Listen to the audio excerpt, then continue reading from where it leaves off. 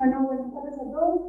Este es un evento que forma parte de un ciclo de conversatorios que estamos organizando desde el área de Relaciones Internacionales de la Flaxo y que tiene que ver claramente con un año que es crucial para la Argentina, que es el 40 años de democracia. Así que este ciclo de conversatorios lo que busca hacer es discutir diferentes agendas y diferentes temáticas que atraviesan las relaciones internacionales y que han atravesado las relaciones internacionales en estos 40 años de democracia de la Argentina. En el primer conversatorio, bueno, se discutieron temas más vinculados con el desarrollo de la disciplina.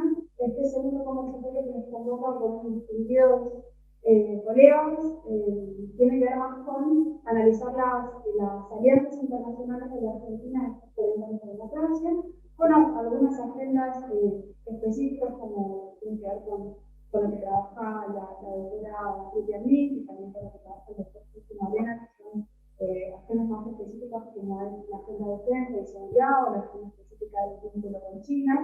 Y también, bueno, Gabriel Marino que nos va a dar más una mirada un poco más globalista de lo que tiene que ver con la trayectoria de las alianzas internacionales de la Argentina en estos 40 años. Agradecer al área de Relaciones Internacionales por el espacio y por permitir estas discusiones que son importantes, a los presentes físicamente y a los presentes en la virtualidad, porque es que tenemos esta posibilidad ahora de que nos van a acompañar de forma virtual. Bueno, voy a dar en realidad primero la palabra e introducir a cada uno de los que nos acompañan hoy. Repito, bueno, la doctora Lucía de la Dirección Nacional de la Universidad de Teherán, el doctor Jorge Malena de CAI, de la Universidad Católica Argentina, y Gabriel Marino de la Universidad Nacional de La Plata. Quien va a iniciar su exposición va a ser Gabriel Marino, profesor de Ciencias Sociales y Licenciado en Sociología. Gabriel también es el investigador adjunto del CONICET, el Instituto de Investigación de Humanidades y Ciencias Sociales de la Universidad Nacional de La Plata. Es profesor adjunto en esta universidad de dos materias específicamente de Identidad, Estado y Sociedad en la Argentina y América Latina y Geografía de Europa y Rusia, y además es co-coordinador del grupo de trabajo Flaxo, China y el mapa actual mundial. Claramente que el currículum de Gabriel es mucho más largo de lo que acabo de mencionar, porque son los puntos que al menos yo quería destacar para darte la palabra a Gabriel. Gracias por acompañarnos. Bueno, Juliana, muchísimas gracias. Bueno, un gusto estar aquí. Un honor. Juliana, presente ahí. Así que les agradezco. Aparte, creo que es un tema importante, pertinente, muy auspicioso juntarnos a un aspecto y debatir. Bueno, yo organicé 3 puntos que quería como destacar, como para trazar algunos ejes de ese título amplio, importante. Alianzas internacionales y política exterior con esta democracia. Muy amplio, así que bueno, voy a realizar 3 puntos que me parecen importantes para buscar un debate, una reflexión.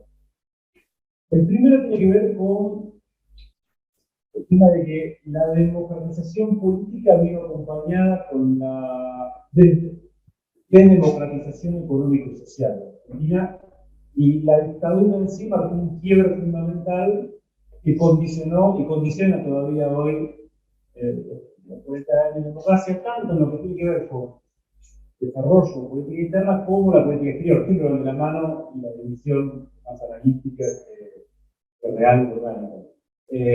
Pero me parece clave, ¿no? Ese primer punto. Justo estaba haciendo un artículo por este tema también, 40 años de democracia, política exterior, la revista de Lili. Estaba en un dossier y bueno, estaba revisando algunos números fundamentales, pero ahí se ve claramente un conjunto de indicadores de cómo se da ese proceso de desdemocratización económico y social, sobre todo en los primeros, del 76 al año 2000, está claro nuestras distintas características, y de periferización a la vez. ¿Cómo se puede ver? Bueno, por ejemplo, el PIB per cápita argentino, años 70, 74, ¿no? Era la mitad del PIB per cápita de lo que yo armé como G6, que es Estados Unidos, Reino Unido, Italia, Francia, Alemania, Japón, la mitad de este FED, y 25 años después pasó a ser una tercera parte. Después tenemos un conjunto de cuestiones fundamentales. El empleo, que pasó 25 años después a 18% de desocupación y otro 14% de subocupación, de 5 o 10% de pobreza en los momentos más críticos, que pasó a 56% de pobreza en el 2002. Y así un conjunto de elementos. Pero la clave también para pensar la política exterior fue la pérdida de poder y de densidad nacional, como diría la Ferrer, ¿no? La pérdida de poder relativo y acompañado con eso un proceso, no pero bueno, hay un resto después, un proceso de diferenciación. Hay cosas Juliana yo creo que ahí es claro que bueno, hay una pérdida de capacidad de margen de maniobra. Sobre todo porque hay una pérdida en, creo que son 6 dimensiones fundamentales del poder.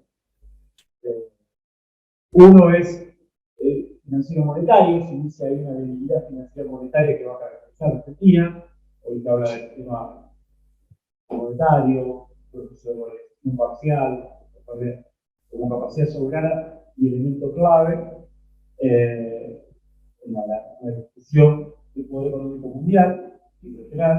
La otra cuestión fundamental es pérdida de capacidades en defensa, sobre todo post-83 y post-89 se viene agudizando, también como elemento clave. Después, pérdida de capacidad en lo tecnológico productivo, y eso claramente incluso uno lo puede seguir con el gasto destinado a ciencia y tecnología en términos de presupuesto o a investigación y desarrollo en términos de PBI. Muy, muy bajo, incluso a la mitad que lo que después desarrolló Brasil en los 90. ¿No? A 0,5 de PBI frente al 1% de Brasil y al 2 que sería la media para apuntar a un nivel de desarrollo.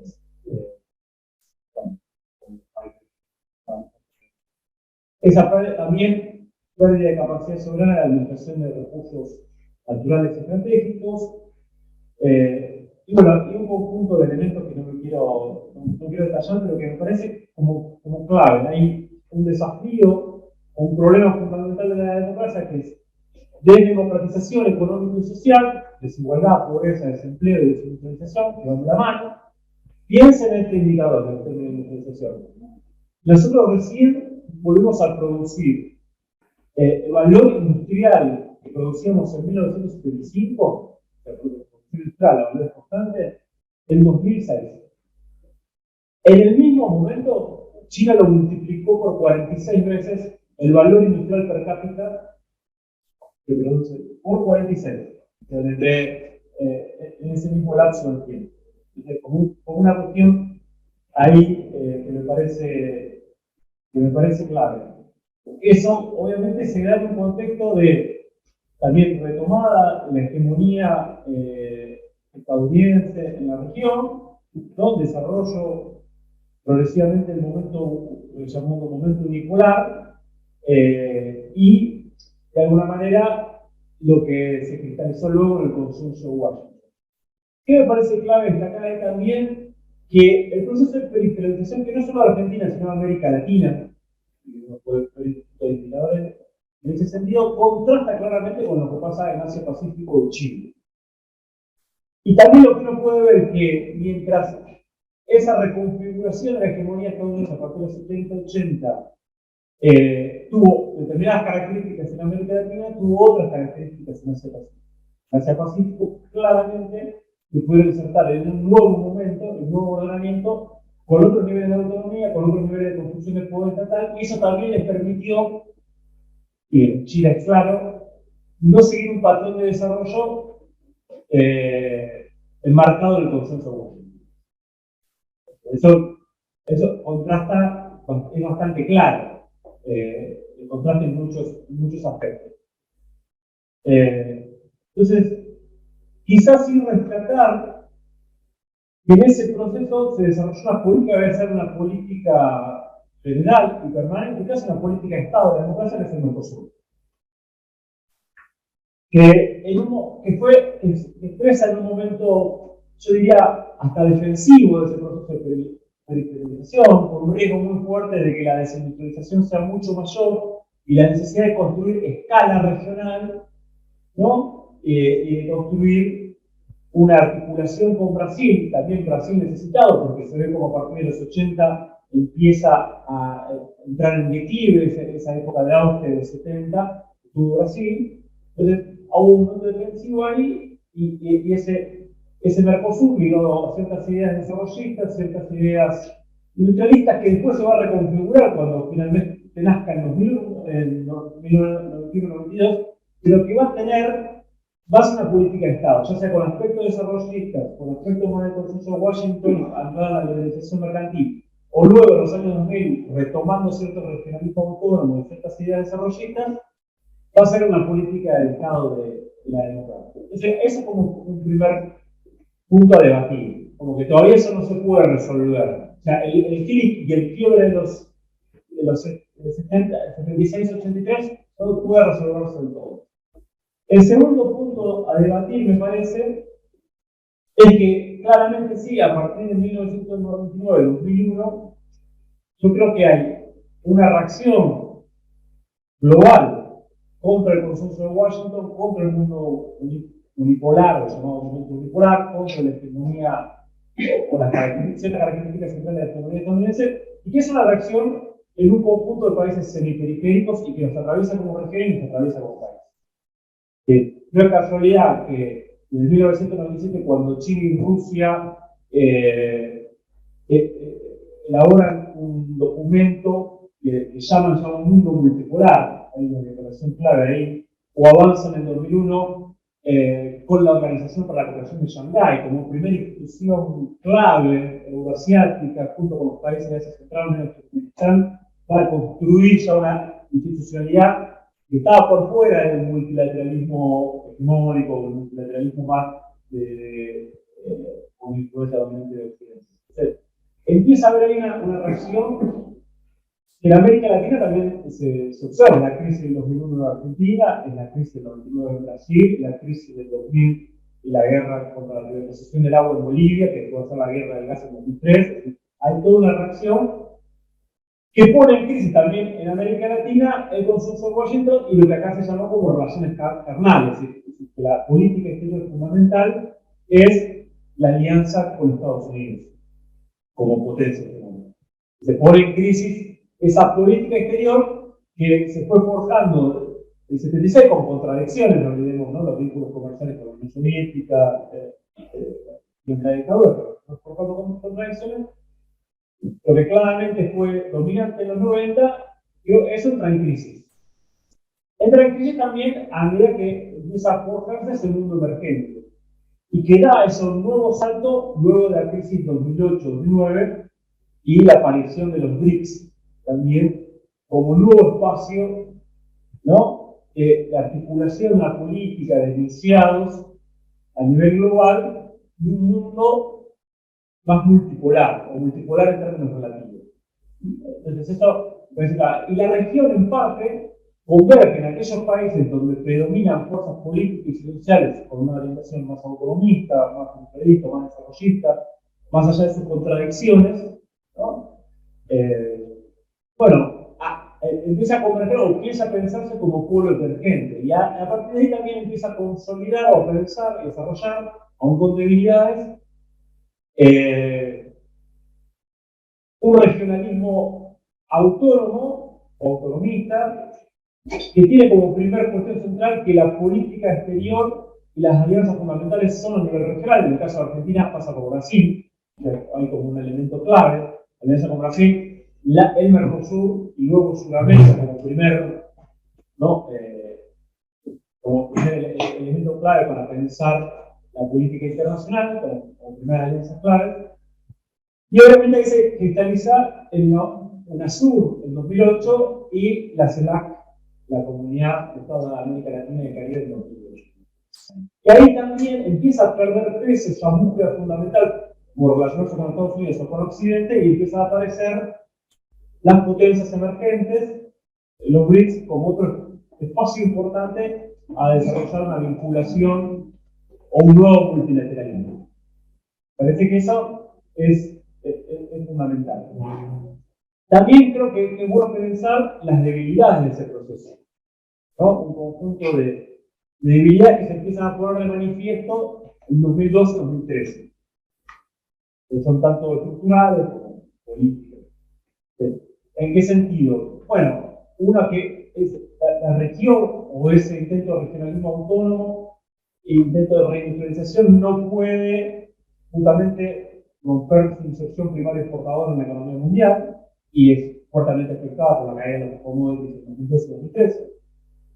Luego también las iniciativas estratégicas que empiezan a aparecer a favor del regionalismo abierto, como la Alianza Pacífico del 2012, que fractura la UNASUR, es un primer síntoma de debilidad muy fuerte, y muy apreciado también esto por el norte global.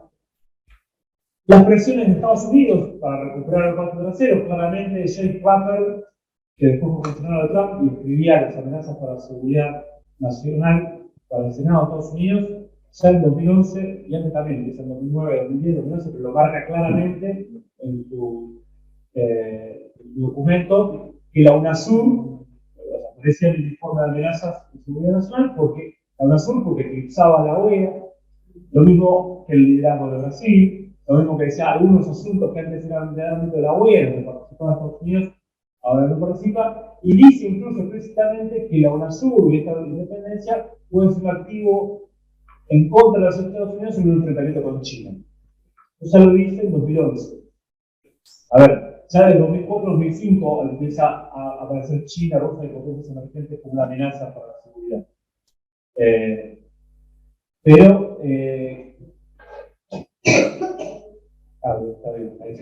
bien. Las órdenes.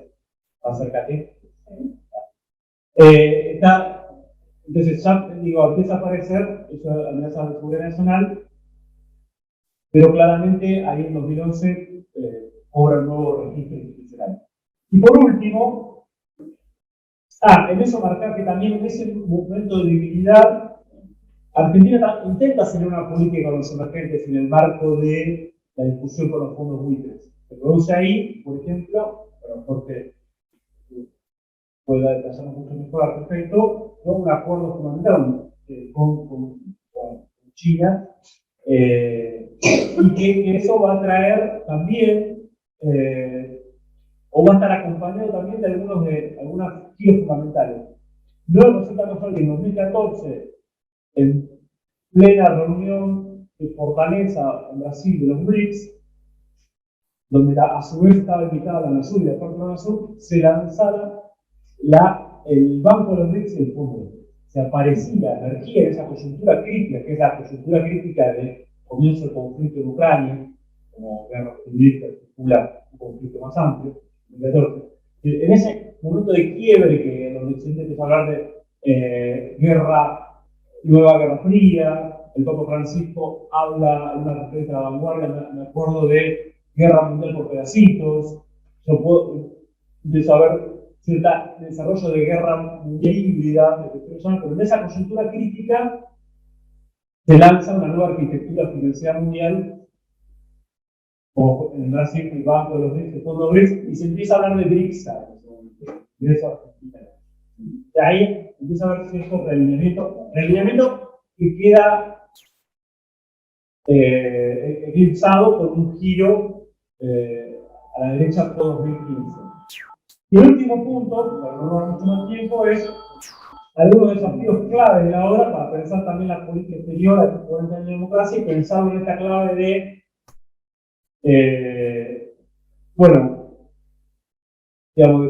cómo se empezó, como empecé a hacer algunas reflexiones, romper ese proceso de periferización de la región que sobre todo afectó 1976 a los años 2000 y repensarnos en un mundo en transición. Donde ya ese consenso de Washington y la economía estadounidense ya están en crisis. La primera cuestión fundamental a resolver es si la región se piensa como un polo de poder o no en un escenario de multipolaridad relativa, con rasgos bipolares, digamos, y de crisis de hegemonía estadounidense. O sea, eso es clave. es la construcción o no de un polo que participe, aunque no es una particularidad simétrica ni mucho menos, por eso digo que tiene ciertos rasgos populares, y yo siempre lo resalta Diana también, ¿no? Por la importancia de Estados Unidos y China en esa ecuación. Pero me parece que ahí es clave.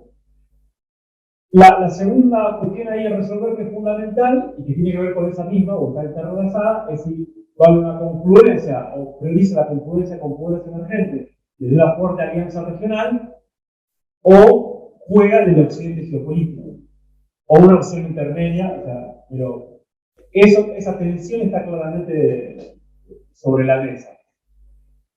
La tercera cuestión es si puede recuperar en ese contexto, o hay una oportunidad de recuperar, como se intentó también en los 2000, creo yo, cierta densidad nacional, es decir, construcción de capacidades socioestatales, articulado también con la política exterior, de esas 6 dimensiones fundamentales del poder. Tecnología, conectando por ejemplo el desarrollo, implementación, moneda, pensar en la idea de moneda común en un mundo posiblemente multimonetario, como un escenario de desdolarización, debate abierto. De verdad termino, porque tenía algunas cosas anotadas más, pero ya me pasé de tiempo. Creo que hay un trilema ahí, que no es un trilema que sí sea fijo o percepciones fijas, pero que sí tiene que. Argentina está atravesada por eso, de alguna manera tiene que resolver, es, o por un lado, ser parte de ese occidente geopolítico, donde hay muchas presiones en ese sentido, digamos, en nuestro país, en la región, y que es un occidente geopolítico que además está con una sintonía Guerra Fría 2.0, que eso tiene un conjunto de consecuencias, pero también está en una fase post-2008 de estancamiento y financiarización económica, con todo lo que esto significa como impacto regional. Eso es clave. ¿Qué implica esa fase de estancamiento y financiarización? Quedar en esa ecuación.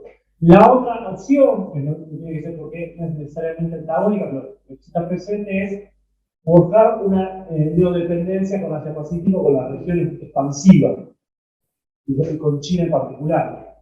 No una neodependencia, porque China no tiene un comportamiento como una potencia imperial occidental o ese tipo de patrones, tiene otros patrones, sin condicionamiento político, pero sí desde la simetría y de poder y de la división internacional del trabajo que eso implica. Y una tercera opción que puede suponer la sombra, pero que tiene que ver también con fluir incluso con China de otra manera, con potencias emergentes o con otros tratos de Occidente, tiene que ver con esa construcción de un polo propio, de un núcleo de desarrollo propio, que es la búsqueda, que está ahí presente. Y que creo que, bueno, en los próximos años se va a discutir, porque estamos, creo yo, tomando el concepto arriba en la fase de caos sistémico, entramos en esta fase de caos sistémico en la transición sistémica mundial, y América Latina va a tener que decidir en esa fase hacia dónde apunta, cómo termina, y eso está atravesando y haciendo producir también la región. Bueno, muchas gracias y perdón que me pasé un tiempo.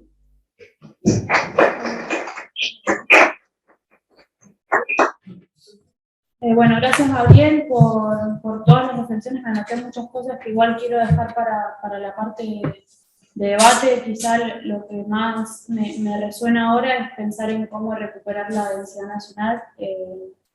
Y bueno, quizás sí debatir en esto. Yo no coincido tanto en la relación de neodependencia, pero bueno, lo vamos a debatir enseguida cuando escuchemos también a Ruth y a Jorge. Ruth, gracias por venir. Ruth es profesora de la Universidad Nacional, la Universidad de la traba, sí.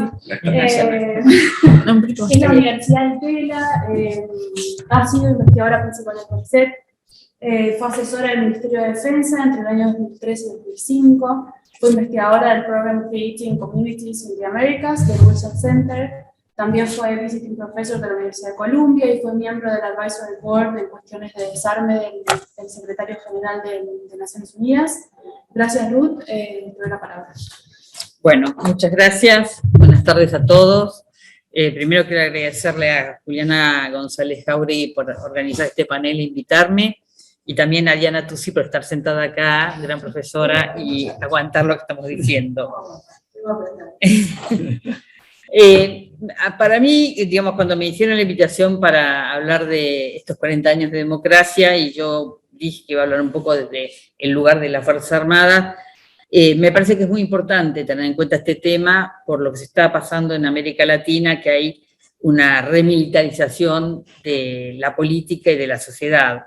Y por ahí muchos de ustedes recuerdan que hemos visto imágenes latinoamericanas de militares escoltando a los presidentes cuando estos hacían grandes anuncios, a militares preparando ollas populares ante población carenciada, a militares convirtiendo a los cuarteles en centros de vacunación, a los militares siendo de gobernadores, de intendentes o de ministros, y en algunos casos incluso hemos visto con mucha perplejidad a militares que estaban educando buenas costumbres a niños de primaria y secundaria.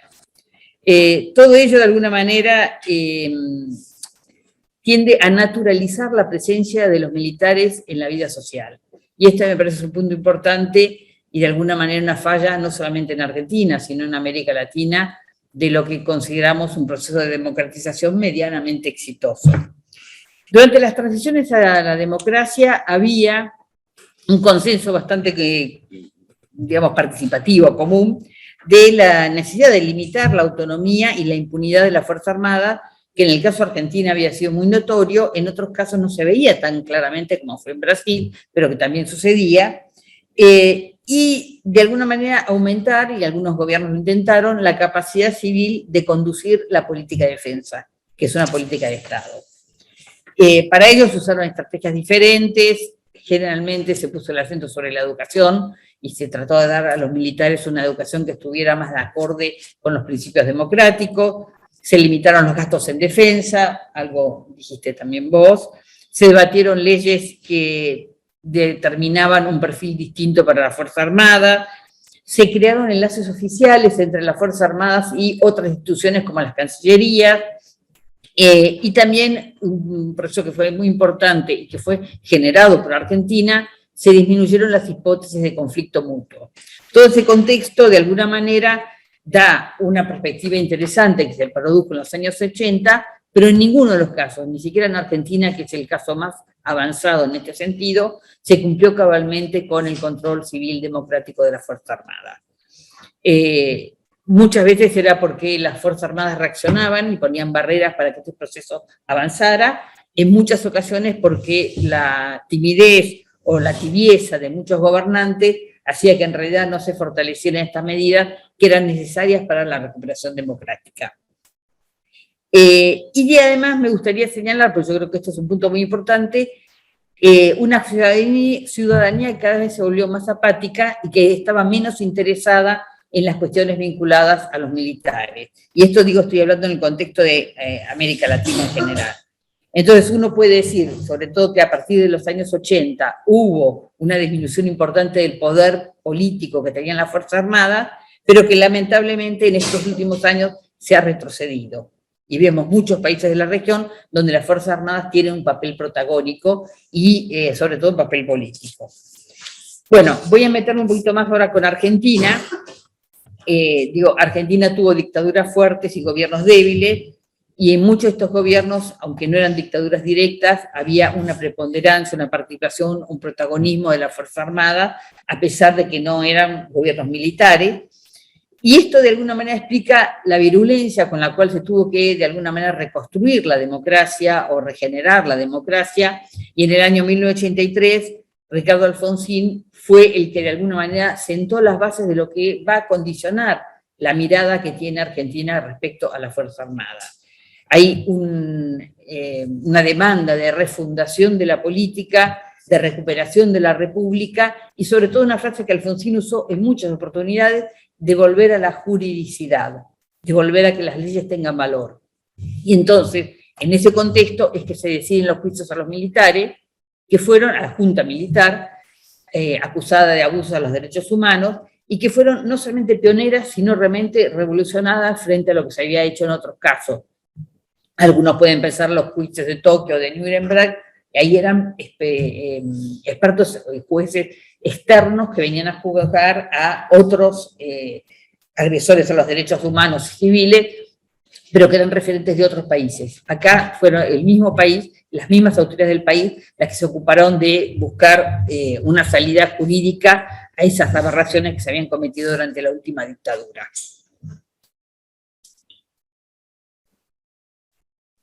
Esta fue una política muy arriesgada y muy diferente de lo que nosotros vemos en la región, donde eran transiciones pactadas o negociadas, como se dio en Chile, en Brasil, en España, en Uruguay, en Portugal, en Sudáfrica. Acá no hubo negociación. Y gran parte de esa posibilidad de no haber negociación estuvo asentada en la posibilidad de realmente enfrentar a los militares que habían perdido en su propio terreno. Habían perdido en lo específicamente militar al ser derrotados en la Guerra de Malvinas. Cuando asumió el poder Carlos Menem, en alguna medida siguió con estos lineamientos que había planteado Alfonsín, pero tuvo una tónica totalmente distinta y, por supuesto, no hizo centro, no le importaba tanto la cuestión de la juridicidad. En realidad, detrás de un discurso que decía ser muy pragmático, lo que buscaba Menem era lealtad personal y tuvo relaciones mucho más personales, pero si bien negoció con las cúpulas beneficios concretos a cambio de lealtad, sí tuvo una importancia que a veces uno no reconoce y que yo creo que vale la pena reconocer o por lo menos recuperar, que es haber de alguna manera mejorado sensiblemente las relaciones vecinales, principalmente con Brasil y con Chile, pero haber tenido una política dialoguista y muy centrada en la paz. Pueden ser relaciones carnales, pero tuvieron efectos positivos para de alguna manera desmilitarizar esa sociedad argentina que estaba todavía muy impactada por lo que había sido el poder militar. De la Rúa decidió no conducir a las Fuerzas Armadas, es un gobierno que en realidad muchos no recordamos porque no hay mucho para recordar de la Rúa. Es cierto que tenía una crisis estructural, que había un debilitamiento muy marcado de la clase media, pero además él tenía relación familiar directa, era un ex alumno igual que Alfonsín del Liceo Militar, y estaba casado con la hija, claro, la hija de un almirante. Y hermano, ¿no? Y hermana de un almirante también, sí, las dos cosas. Por lo tanto, él tenía una mirada distinta de la que habían tenido tanto Menem como, con distintos matices, pero con Menem y Alfonsín, y por lo tanto, digamos, no hizo demasiado. Y una cosa que es interesante, digo, si algunos recuerdan, algunos son muy jóvenes, pero creo que van a recordar, cuando se va de la Rúa estaba el tema de que se vayan todos, y basta de estos políticos, pero nadie demandaba el retorno militar. Y esto es un cambio importante en la sociedad, o sea, que se vayan todos no era que vuelvan los militares. Cuando después se fue decreciendo ese consenso, sobre todo en otros países de América Latina, no en Argentina, y algunos piensan que la mano dura es más efectiva que la democracia. Bueno, Eduardo Udualde llegó a la presidencia con un escenario realmente caótico y era una sociedad tan fragmentada que él tuvo la voluntad, y creo que no fue negativo, de negociar con todos los sectores. A través de la Iglesia, que fue de alguna manera el mediador de estas conversaciones, trató de recuperar, y con los militares hizo un acuerdo que posiblemente en un momento tan crítico no era tan malo, que es, nosotros no nos metemos con el tema militar, ustedes no se meten con la política. Y de alguna manera eso quietó los ánimos. Y después llega Néstor Kirchner, que llega con muy baja legitimidad y por lo tanto su principal objetivo inicial fue ganar legitimidad pública, porque no la tenía, y recurrió a los derechos humanos como una fuente de ganarse un sector importante de la sociedad que todavía seguía rechazando los efectos que habían tenido, las consecuencias o derivaciones de esos largos periodos de dictadura militar. En realidad hay que tener en cuenta que si bien Néstor Kirchner recupera la ESMA, crea la idea de memoria y le da un espacio a la memoria, genera un archivo de la represión ilegal, etcétera, fue la justicia la que rehabilitó la posibilidad de condenar nuevamente, después de las leyes de Menem, de punto final o evidencia de vida, el juicio a las juntas militares. Ahora, hay que decir que si bien había una política de derechos humanos, Lo que no había en Kirchner era una política de defensa. Defensa no era una política importante. En esos años yo estaba en el Ministerio de Defensa y eligió a un ministro que era un buen negociador, pero una persona débil dentro de la estructura del peronismo. Y después, bueno, llega obviamente Cristina Kirchner. Yo diría que todo este periodo que nosotros estamos analizando fue un periodo de avances y retrocesos, o sea, no fue una línea ascendente, pero que en la base de todo esto, pese a los retrocesos, siempre estuvo la idea de que los militares no podían hacer política. Y en eso creo que hay un consenso bastante más amplio que en otros países de América Latina.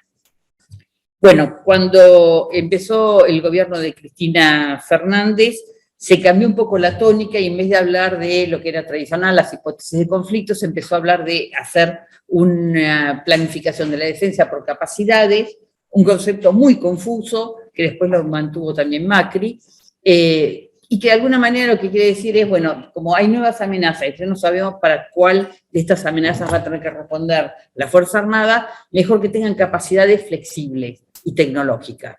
Tecnológicas, un poco también lo contaste, imposibles porque no había recursos para comprar nada, por lo tanto era una medida, digamos, con poca base sensata.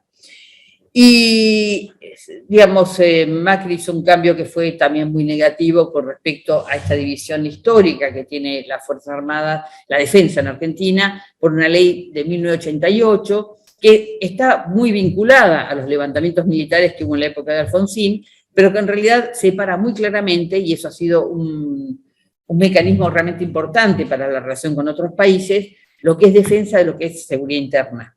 O sea, la ley de defensa dice las Fuerzas Armadas están para rebatir de alguna manera una agresión externa en contra de la unidad territorial, la forma de vida de los habitantes, la soberanía del país. O sea, no tienen funciones internas. Esa reglamentación que se hizo en la época de Cristina Kirchner, la que era ministra de Defensa en ese momento, esa ley de defensa en 1988 nunca había sido reglamentada. Lo que hace la ministra Garré es reglamentarla. Bueno, por un decreto de Macri se suspende y le permite a las Fuerzas Armadas intervenir en el narcotráfico. Algo que ya había hecho Cristina Kirchner, hay que decirlo, mucho más subrepticiamente y menos públicamente. Bueno, estrategia que obviamente falló porque no ha disminuido para nada el combate al narcotráfico.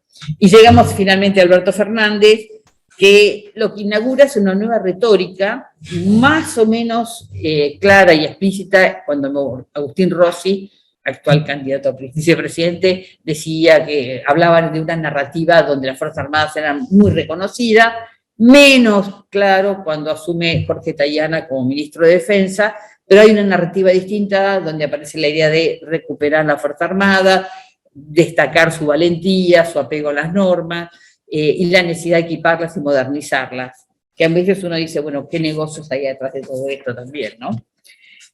Bueno, pero en suma, digamos, lo que yo quería mostrar con este breve recorrido es que hubo una intención muy fuerte de disminuir el poder militar, de controlar a las Fuerzas Armadas en un aspecto democrático, pero lo que no hubo fue la formulación de una política de defensa, ni la discusión de una política de defensa. O sea, no entiende nadie, ni siquiera los expertos que pueden estar sentados aquí, que la política de defensa es una política de Estado y una política que lleva recursos del Estado. Por lo tanto, hace falta que por lo menos los representantes de la ciudadanía que están en el Congreso discutan qué tipo de fuerza quieren y cuántos recursos quieren asignarle.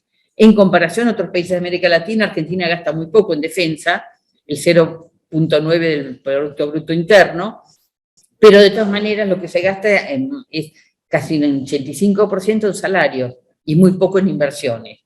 Que uno, digamos, por ahí uno no lo tenía tan claro hasta que ocurre la guerra, que no es una guerra civil, es una guerra entre Rusia y Ucrania, y entonces empieza a aparecer la idea de que la guerra tradicional puede volver a aparecer en cualquier escenario.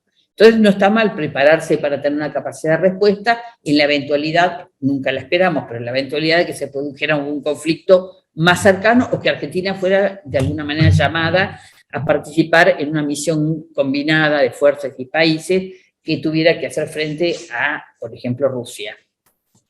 Y digo, una cosa que me parece que es importante marcar es que en democracia, yo diría casi todos los presidentes, pero sobre todo Alfonsín y Menem, hicieron una gran inversión en diplomacia para de alguna manera quitarle poder a las Fuerzas Armadas.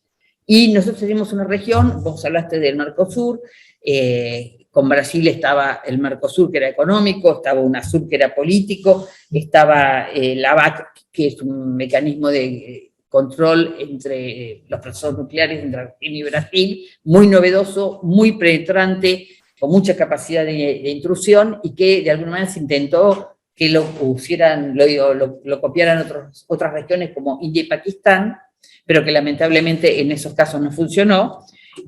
Con Chile tenemos también una cooperación que se dio por este impulso de la diplomacia y la reducción de la confrontación histórica que teníamos, la rebelión histórica, muy fomentada por las Fuerzas Armadas, y que da lugar a una brigada muy particular, que es la Cruz del Sur. Supongo que nunca escucharon hablar de esto, pero existe y es una fuerza combinada para intervenir rápidamente bajo necesidades de las Naciones Unidas.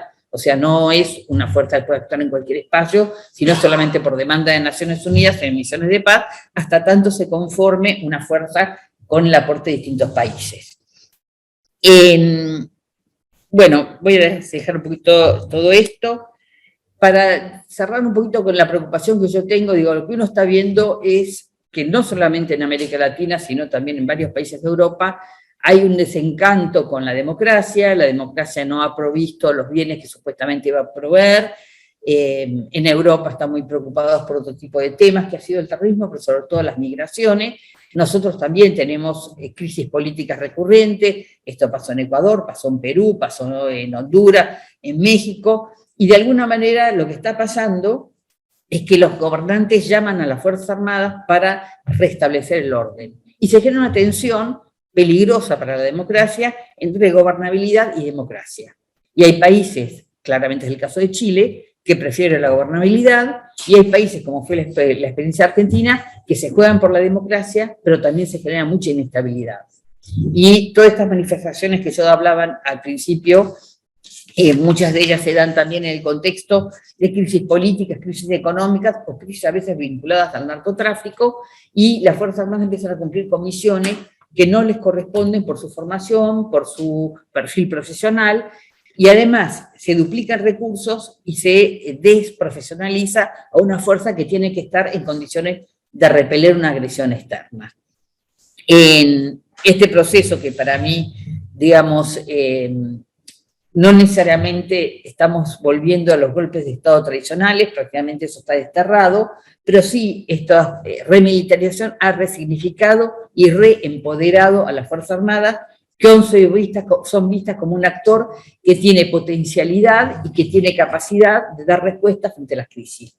Y esto no viene de la mano de los perdedores, como generalmente sucedía con los golpes de Estado, sino de los ganadores de las elecciones. Entonces, en este contexto, me parece que es necesaria una reflexión respecto de los 40 años de democracia y las fallas o las deudas que todavía tenemos y que son importantes tener en cuenta para que nuestra democracia funcione correctamente. Muchas gracias.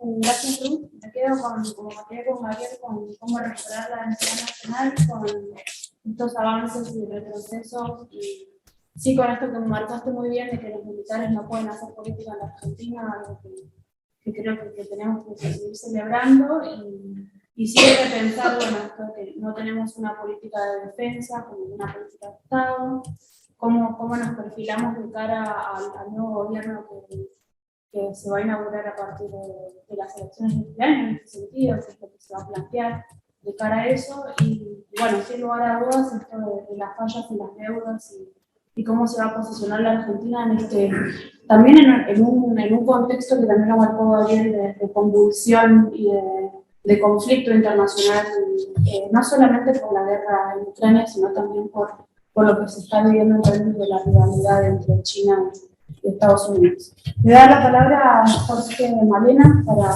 ir adelante y poder debatir un poco. Jorge es doctor y licenciado en Ciencias Políticas por la Universidad Católica Argentina, no voy a decir Universidad Nacional, es Universidad Católica Argentina. También voy a nacionalizar a la UCA, ¿no? Magíster en estudios sobre China por la Universidad de Londres, es director y profesor de la especialización en estudios sobre China en la era global también en la UCA, profesor de Historia de las Relaciones Internacionales, en la licenciatura también de la misma casa de estudios, y sí quiero destacar algo que él no marcó en su currículum, pero que acaba de ser consagrado en su reciente viaje a China, en el Centro Mundial de Sinología, que se inauguró ahora en junio en Qingdao. En ese Centro Mundial de Sinología hay 4 latinoamericanos destacados. Jorge es el único argentino y hay un espacio dedicado especialmente a su primer libro sobre política exterior de China, así que bueno, felicitarlo y darle la palabra. Bueno, muchas gracias, Juliana, por la presentación, por la deferencia de este comentario sobre lo sucedido ahora a principios de julio en China. Y bueno, empezar agradeciendo a Flaxo, a Juliana, a Diana por la invitación. Un gusto compartir el estrado con los colegas.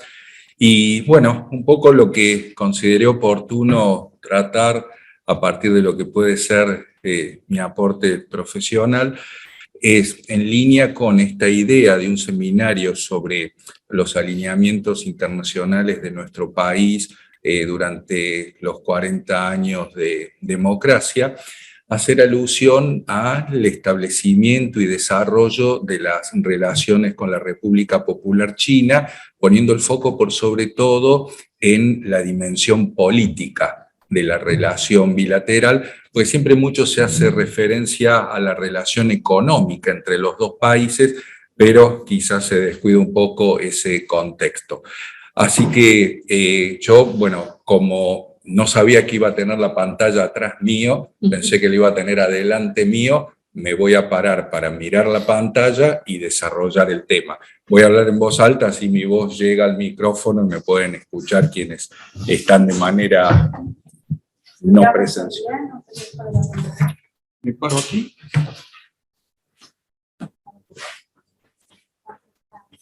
Claro. Quizás ustedes, no sé si para qué me siguen.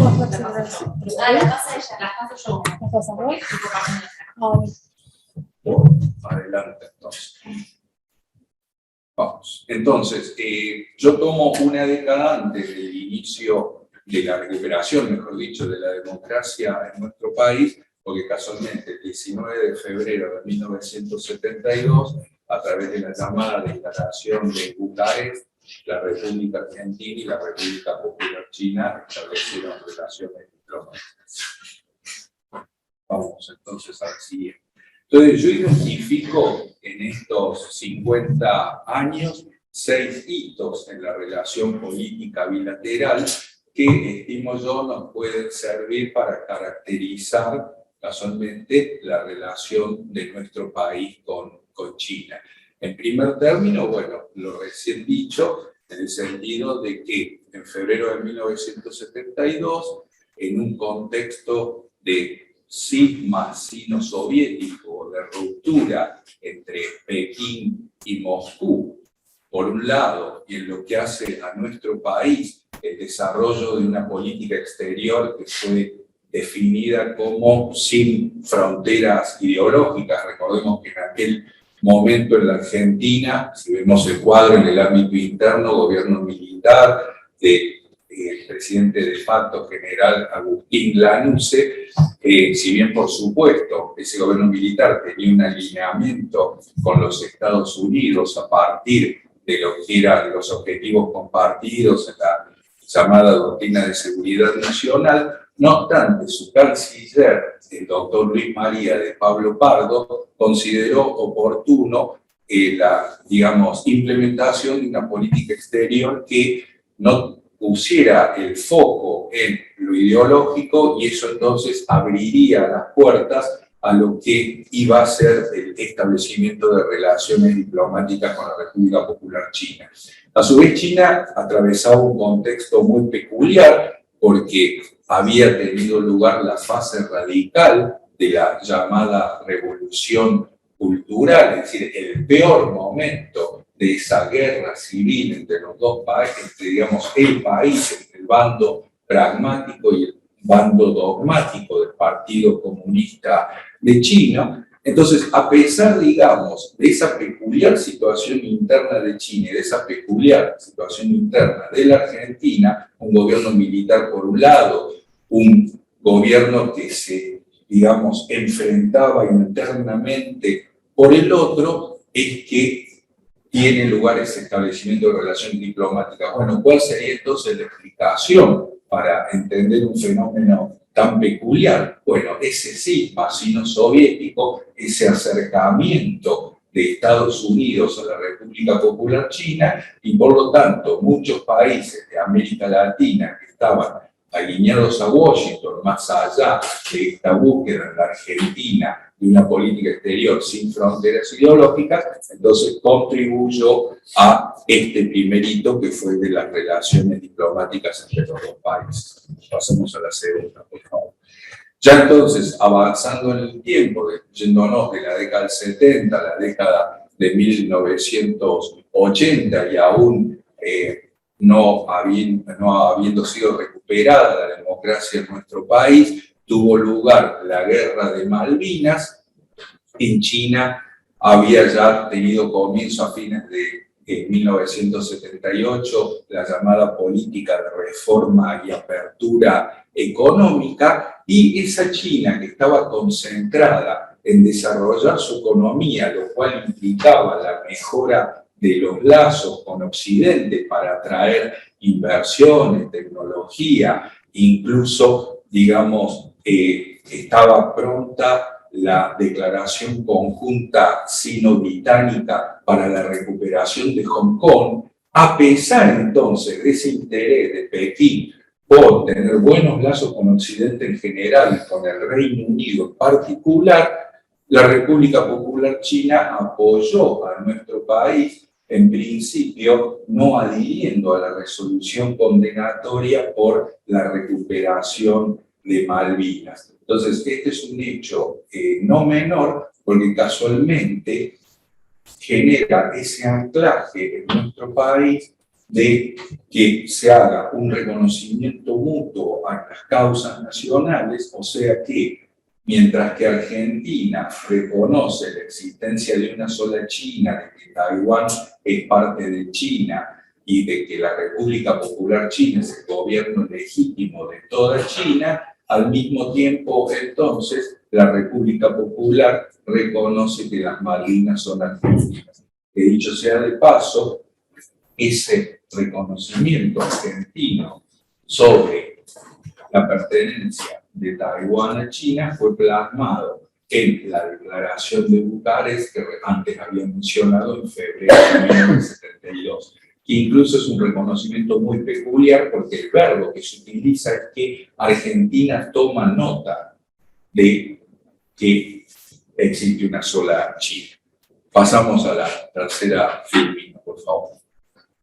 Ya avanzando hacia la década de 1990, y por supuesto ya habiendo sido recuperada la democracia en nuestro país, hay un hecho que quizás no es tan conocido y también es muy relevante, que es la primera visita de un jefe de Estado chino. Por primera vez visitó el presidente de la República Popular China, en esa ocasión Yan Xiankun, nuestro país, en junio de 1990. Esto tenía que ver con la crisis política que había tenido lugar a mediados de 1989 en la República Popular, los llamados incidentes por algunos, masacres por otros de Tiananmen, que generó que China sufriese sanciones políticas de Occidente, quedara aislada internacionalmente, y de esa forma entonces China acudiera al tercer mundo, en particular América Latina, lo cual entonces trajo aparejada esa gira de Yan Xiankun por el subcontinente que incluyó a la Argentina. En nuestro país tenía lugar la visita del presidente Carlos Saúl Menem, que en noviembre de ese año retribuye la visita al presidente Yan Xiankun, y acá está lo que es muy poco conocido, o por lo menos difundido en el ámbito académico. Menem fue el primer presidente de Occidente que visita la República Popular China tras Tiananmen y las sanciones de Occidente. Entonces Argentina termina rompiendo ese bloqueo diplomático impuesto por Occidente, hecho que es muy reconocido por la diplomacia de China y, reitero, no tan conocido incluso en nuestra propia Cancillería.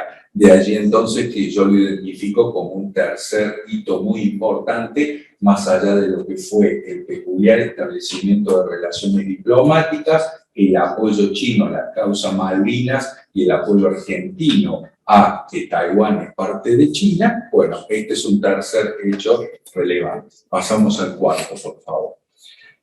Ya avanzando hacia la década del 2002, todos recordamos la crisis que atravesó nuestro país a fines del año 2001, principios del 2002, y fue casualmente hacia fines del 2002, ya estando Hu Jintao en el poder, es decir, había quedado atrás la era denguista, se estaba desarrollando la era post-denguista, primero con Jiang Zemin, luego con Hu Jintao y hoy en día con Xi Jinping.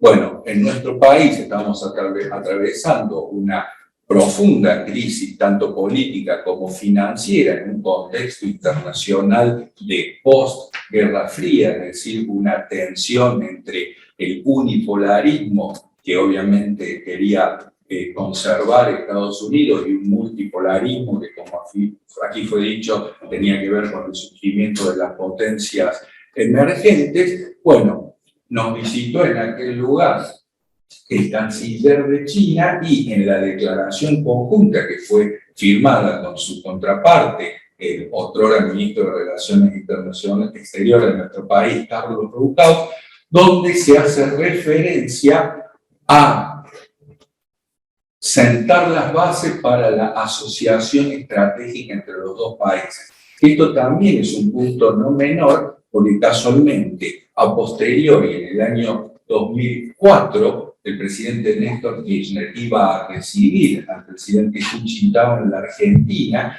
y allí la República Popular China iba a reconocer a nuestro país como socio estratégico, estatus que luego en el año 2014, con lo que fue la visita en julio del presidente Xi Jinping a nuestro país, que fue recibido por la presidenta Cristina Kirchner, se pasó a un estatus aún mayor, que es el de ser socio estratégico integral. Y ustedes me dirán, esto es un juego de palabras, ¿qué quiere decir ser socio estratégico y pasar a ser socio estratégico integral? También es una temática no tan tratada, tan estudiada en nuestro ámbito académico, pero esto tiene que ver en efecto con categorías que establece la diplomacia china, en donde la asociación estratégica básicamente obedece a la existencia entre los dos países de cooperación en foros internacionales, cooperación a los efectos de desarrollo económico y luego la asociación estratégica integral reúne estas dos cuestiones antedichas más cooperación en materia científica, tecnológica y de defensa. Entonces, en ese marco, casualmente, más allá de lo poco o mucho que uno pueda estar de acuerdo sobre el particular, la existencia de una asociación estratégica integral entre China y la Argentina explicaría la existencia del tan afamado observatorio astronómico en Neuquén. Vamos a la siguiente.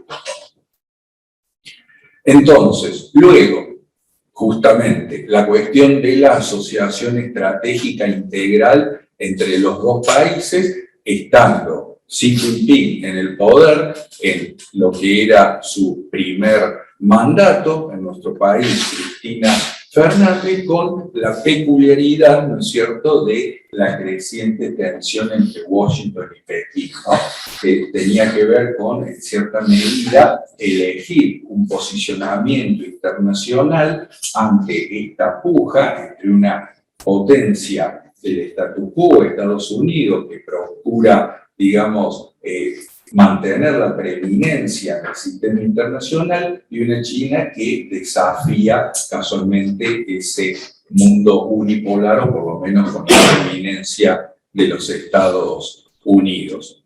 Pasamos al siguiente, por favor. Y bueno, sexto y último, viniendo ya a la actualidad, en febrero del año pasado, Xi Jinping ya con un segundo mandato, y tengamos presente que en la actualidad está ya en su tercer mandato, en nuestro país la presidencia de Alberto Fernández, bueno, la Argentina adhiere a la llamada iniciativa de la Franja y la Ruta, pasando a ser el país número 20 en América Latina, pero ya hay más de 100 países a nivel mundial que han abrazado esta iniciativa, que si bien en principio formalmente tiene que ver con la promoción de la interconectividad, en rigor de verdad es una herramienta para construir un nuevo ordenamiento económico global a la luz de que no solamente incluye inversiones para el desarrollo de infraestructura, sino el comercio que trae aparejado este desarrollo de inversiones en puertos, aeropuertos, ferrocarriles, rutas, autopistas, y, por supuesto, crear un orden económico en torno a China con todas sus, digamos, implicancias políticas y geoestratégicas. Esto, por supuesto, en un marco de estancamiento de las relaciones entre los Estados Unidos y China a partir de lo que no solo fueron las políticas desarrolladas por Donald Trump, sino posterior y por el propio Joe Biden, de continuar con la contención de la República Popular a la luz de definirla como una amenaza existencial. Pasamos entonces a la parte de las reflexiones finales. A mi entender, entonces, estos 6 hitos han tenido lugar entre 2 estados de sistemas políticos disímiles, en el marco de situaciones internacionales cambiantes, Argentina siendo gobernada por gobiernos democráticos o militares, y en el caso de China, gobernada por gobiernos maoístas, denguistas o post-denguistas, más allá de que siempre es el Partido Comunista que está en el poder. Y entonces, para concluir, a mi entender, los disímiles sistemas políticos no obstaculizaron la construcción de la relación política entre los dos países, y esta relación política sentó las bases para la interacción comercial, financiera, cultural, científico-tecnológica y de defensa. Y por ese motivo, como dije antes, esta relación bilateral en general evolucionó al grado de ser definida como estratégica e integral. Y en consecuencia, a su vez, puedo ver que las políticas exteriores de ambas naciones han sido realistas, flexibles y orientadas a los intereses nacionales. Por lo tanto, podríamos decir que el pragmatismo es la palabra clave para entender el desarrollo de la relación política bilateral. Cerramos entonces con la última filmina. Les agradezco mucho la atención. Aquí tienen mi mail, redes sociales, para futuros contactos, más allá de lo que dialoguemos ahora. Muchas gracias.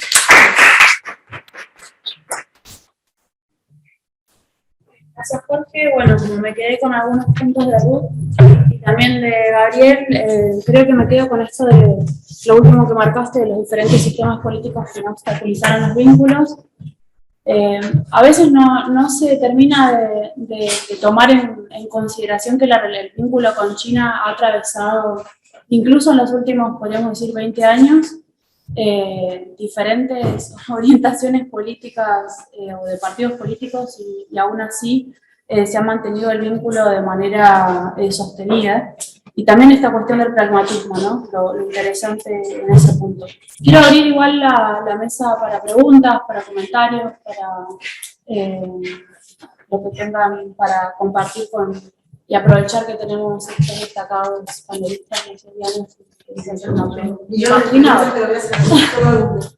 Bueno, de verdad, muchísimas gracias. Hay mucho diálogo entre ustedes y me quedaron, por supuesto, muchas preguntas. Algunas tienen que ver muy sencillo, que me preguntar Jorge, y después voy a lo más general. Es decir, esto de tomar notas, ¿qué significa el término diplomático? Te pregunto porque, por ejemplo, porque Digo, no solamente por lo que dije, pero porque en la reciente reunión de la Unión Europea con la CELAC toma nota de nuestra demanda sobre, no sé si es la palabra demanda, pero toma nota sobre nuestra demanda sobre malvinas. Y obviamente me gustaría saber qué quiere decir tomar nota en términos diplomáticos. La segunda pregunta que tiene que ver con eso es, más allá de las etapas de la situación estratégica o estratégica integral, que distante las cosas que incluye la estrategia integral, y volviendo a los temas de Ruth, es decir, ¿qué hay en defensa? Es decir, porque está en los diarios muy, como digamos, muy agigantado. No tengo idea si está agigantado, en realidad, aparece en los titulares, una cosa buenísima o malísima, no hay términos medios. Entonces, ¿qué significa en defensa? ¿Qué riesgos tiene? ¿Qué ventajas tiene en términos de defensa la asociación la estratégica integral? Esa primera pregunta es para Jorge, pero después voy a más, porque ahora me gustaron muchas más y Ruth en particular. Tal vez por la trayectoria, digamos, de la democracia metropolitana que nosotros hemos vivido, no hay ninguno.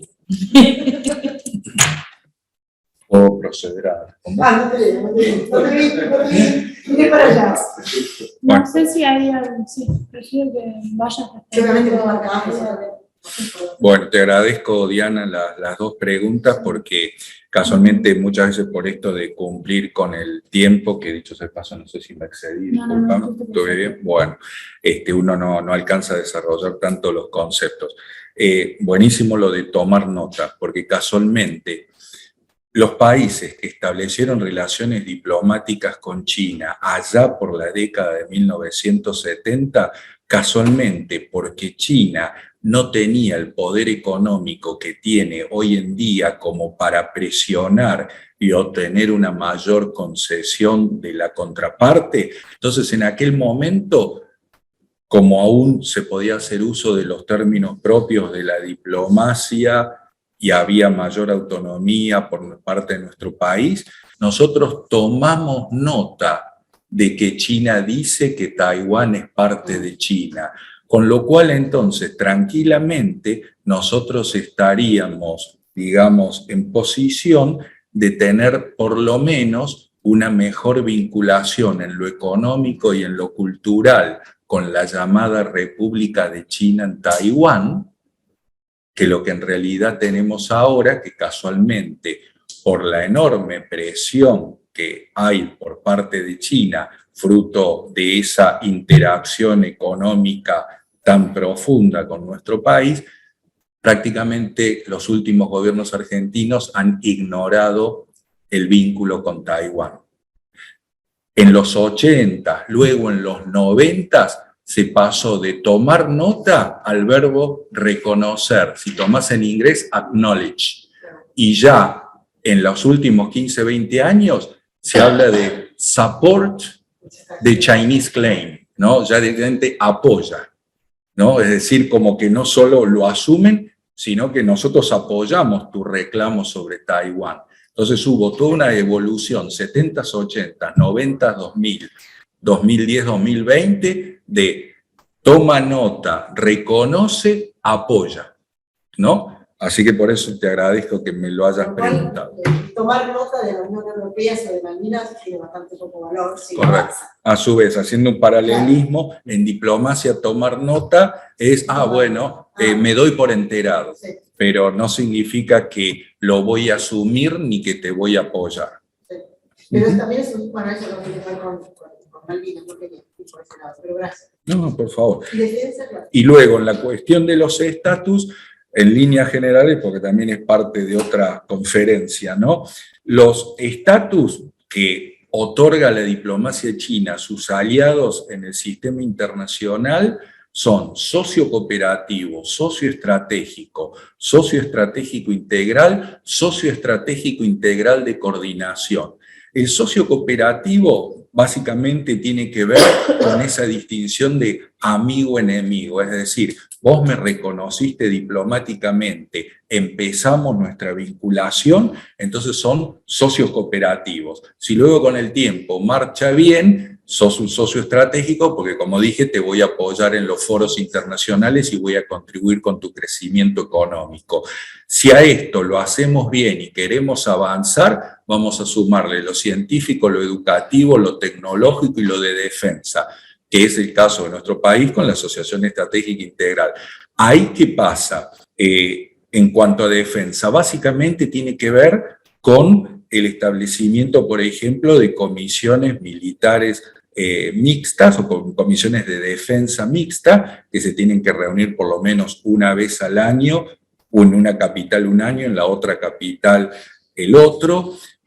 Incluye la venta de equipamiento de defensa, incluye la venta de, digamos, armamento, pero luego tenemos la última categoría, que es la de la Asociación Estratégica Integral de Coordinación, que China solamente tiene con Rusia y con Pakistán, que además de todo lo antedicho, incluye la mutua defensa, que es un dato no menor, por lo que es, por ejemplo, lo que fue esa declaración de febrero del año pasado, cuando se reúnen Xi Jinping y Putin antes del inicio de la guerra en Ucrania, ¿no es cierto? Y también es muy importante lo referido a Pakistán, porque si supuestamente existen los BRICS, China e India son tan aliados, pero China solo con Pakistán y Rusia tiene un acuerdo de defensa mutua, ¿no? Entonces, por eso lo de las categorías está muy bien.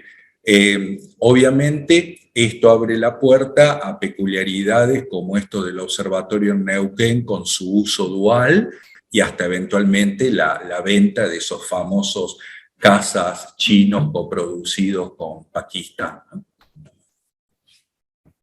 Yo ahí quería aprovechar para hacer solamente una pregunta que la incluye también a Ruth, y no sé a ver si querés hacer algún comentario al respecto, que tiene que ver con unir esto, si pudieras hacer un análisis, Jorge, respecto a que está muy en boga en los diarios en los últimos días respecto a la compra de aviones chinos. Entiendo que ahora Tayana estaría negociando en su próximo viaje la posibilidad de compra de aviones provistos por China.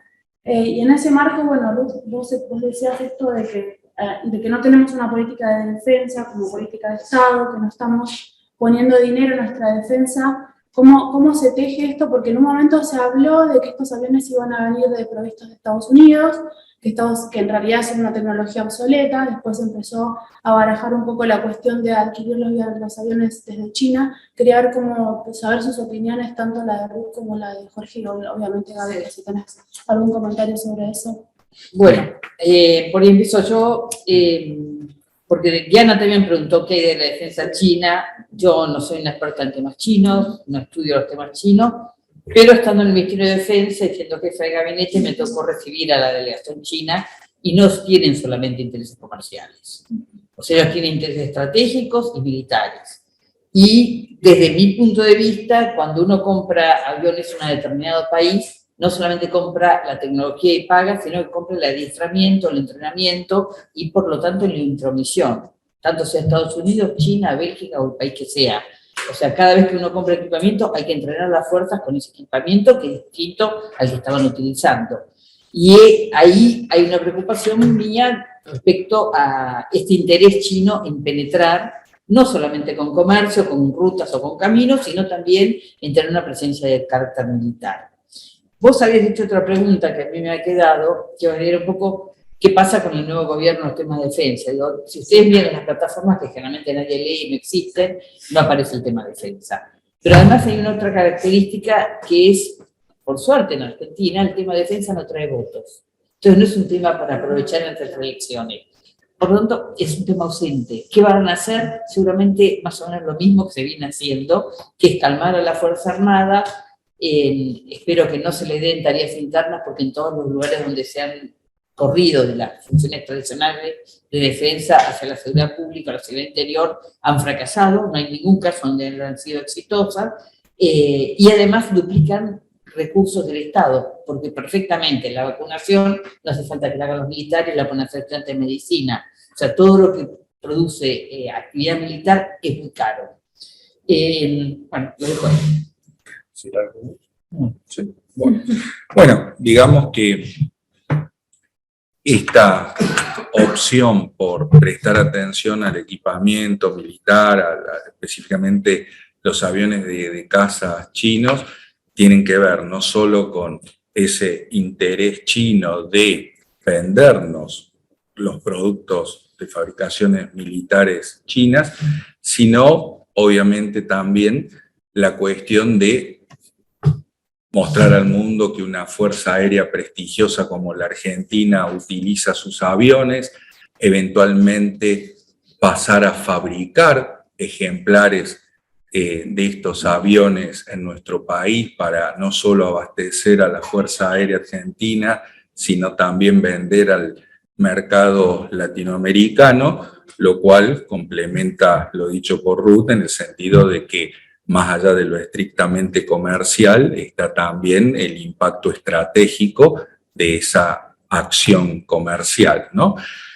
Y uno de repente puede decirse, ¿por qué prestarle atención a este producto chino? Bueno, tengamos presente el detalle no menor que desde la Guerra de Malvinas pesa sobre nosotros un embargo de armas impuesto por el Reino Unido, que a su vez articula a través de sus aliados para que tampoco ellos nos vendan a nosotros armamento o incluso armamento que pueda llegar a incluir algún componente fabricado en el Reino Unido. Entonces de allí son muy pocas las opciones que existen para que tengamos acceso a material bélico y bueno, China, como tiene producciones propias inspiradas en modelos soviéticos en su momento, rusos después, entonces sería, digamos, una alternativa, pero bueno, también surgen otras, digamos, propuestas que tienen que ver con Corea del Sur, con la India,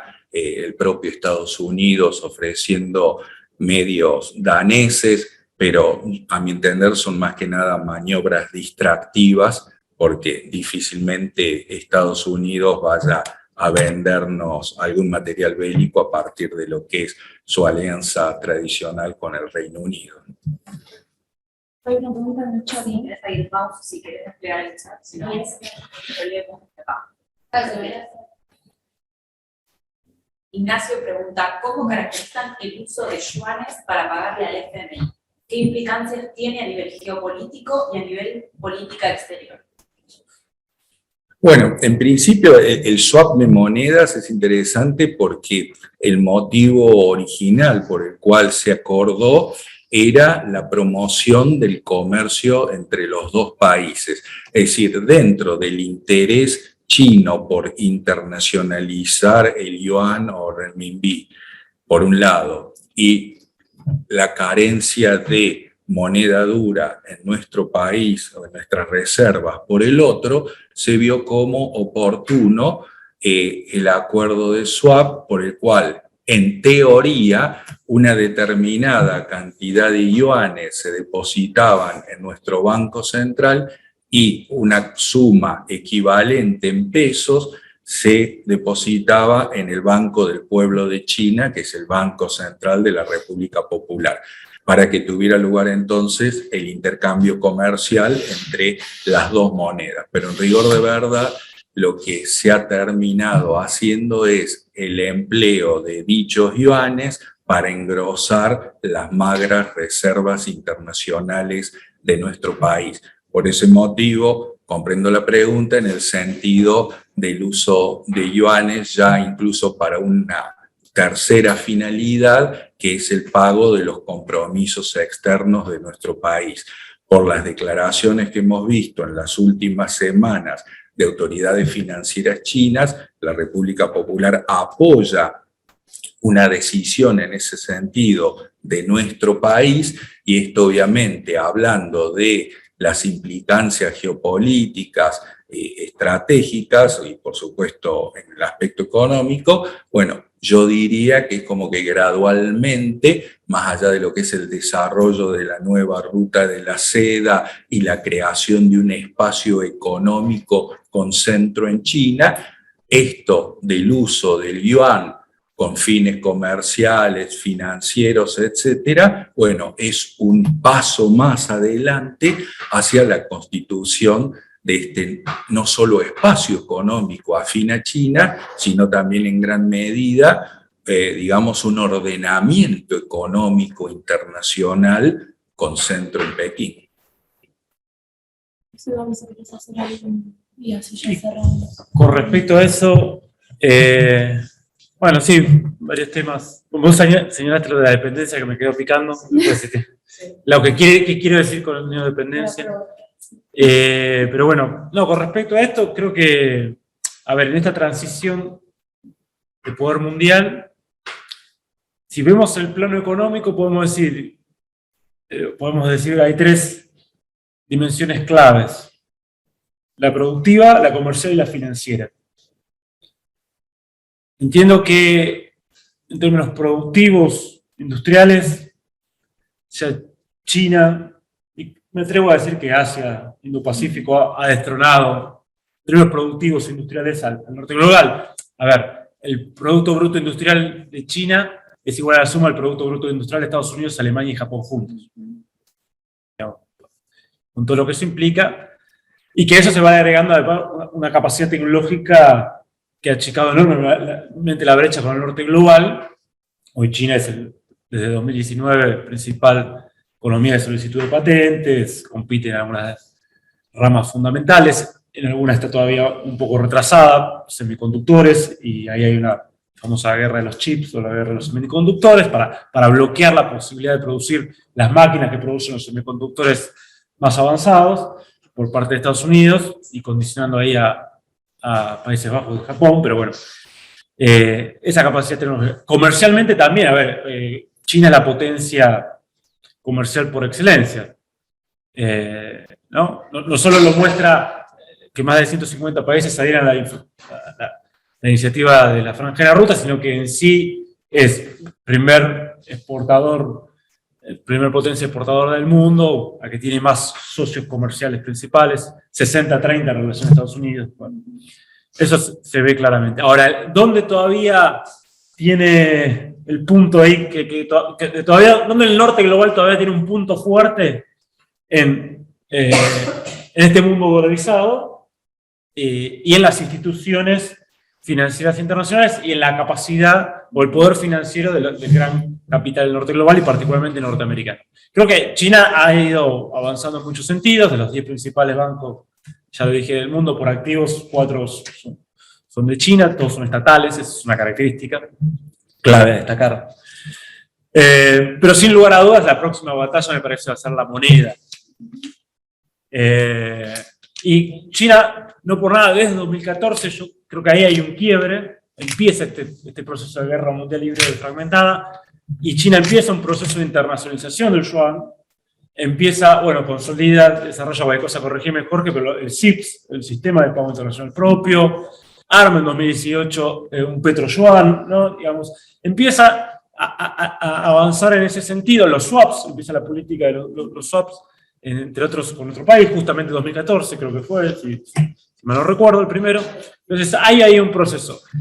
Creo que eso lo ha acelerado enormemente. El 2022 la guerra, ya la escalada de la guerra de Ucrania, o el nuevo formato de la guerra de Ucrania a partir de la intervención o invasión rusa. O sea, eso cambió el tablero, y las propias sanciones económicas, que ya habían empezado en 2014 contra Rusia, 2.500 las sanciones, pero multiplicar esas sanciones, hacer del SWIFT un arma, ¿no? Del sistema de pago internacional un arma, aceleró esto. Yo creo que ahí aparece clave. Y creo que Argentina quedó, tuvo una repercusión mundial inmensa porque quedó en esa discusión fundamental, acerca de la desdolarización del sistema mundial y el nuevo papel del yuan. Y eso se confirma porque me parece que si hay algo que quedó claro es que la utilización del swap chino permitió hacer frente a una feroz situación de restricción externa que hubiese obligado a una devaluación mucho más fuerte, y de otro margen de maniobra también la negociación con el FMI. Eso es ganar la soberanía, digamos, la autonomía estratégica. No, insisto, es margen, pero creó un margen de maniobra que pueda pagarse también en yuanes al FMI. Fue clave para dilatar una negociación medio, como decía Jorge, con la soga al cuello, ¿no? Una situación de soga al cuello, y donde el FMI pide una devaluación del 25% para acordar. Entonces, le está dando otro margen de maniobra y a su vez está en un proceso de internacionalización del yuan muy importante. Creo que vamos a esa batalla y creo que avanzamos a un mundo más desdolarizado. Creo por eso, más allá del yuan, la clave es también pensar la idea de moneda común, no única. Y si tengo un minuto de tiempo, digo eso de la neodependencia. No, porque la neodependencia, digo, para mí es una situación objetiva y estructural, digamos, en tanto y cuando vos te relacionás con un centro económico, tecnológico, financiero, que es justamente es el centro que posee las finanzas, la tecnología, la coordinación del comercio y el conocimiento estratégico que enlaza el desarrollo productivo tecnológico. Bueno, hay una relación de neodependencia necesariamente, porque hay en esa relación que es de interdependencia, igualmente hay un polo principal y polo secundario, un polo independiente o que tiene mayor autonomía y un polo secundario. Ahora, yo siempre aclaro que esto no es en un formato de un patrón a como acostumbramos nosotros occidental de tipo imperialista que desarrolla China. ¿Qué quiero decir con esto? Es decir, no hay experiencias en el caso de China que, no sé, como se produjo el gobierno de Allende en el 73, la nacionalización del cobre y Estados Unidos promoviendo un golpe de Estado para romper esa política, digamos, hablo de Allende y de Chile porque además están todos los documentos desclasificados, el propio Henry Kissinger, ahora en China, ¿no? Dando las órdenes Entonces, no hay una política de reforzar a través de intervenciones políticas directas, de golpe de Estado, de invasiones o por el estilo, esa relación de dependencia. E incluso depende de América Latina para dónde va eso. Me parece que ahí hay una oportunidad que brinda China, pero lo que pasa es que hay una discusión en América Latina cómo resolvemos la encrucijada. Me parece que eso sea neodependencia o no, la relación con China depende más de América Latina que de China en sí, es lo que entiendo yo. O sea, no es que los chinos no van a venir a liberarte y a desarrollarte porque sí. Porque también, digamos, depende del modelo de desarrollo, lo que vos exija. Ellos van a hacer presiones, ellos tienen sus intereses, hacen sus negocios, pero creo que hay una oportunidad. Ahora, lo vemos claro, la diferencia. Me parece que uno puede ver, por ejemplo, en un conjunto de proyectos de inversión en infraestructura, lo puedes hacer bajo un formato más pasivo y neodependiente o con un formato más activo de cooperación, de transferencia tecnológica, de articulación con proveedores locales, de decisión autónoma, que puede generar otro tipo de relación. Me parece, importante aclarar eso. Lo que sí creo, y por eso algunas élites locales se debaten entre la subordinación estratégica a Washington y la neodependencia, la relación económica con China. Hasta lo vimos en el gobierno de Bolsonaro, eso, claro, ¿no? Que iba a Estados Unidos a decir, yo me sumo a un alineamiento muy fuerte con Washington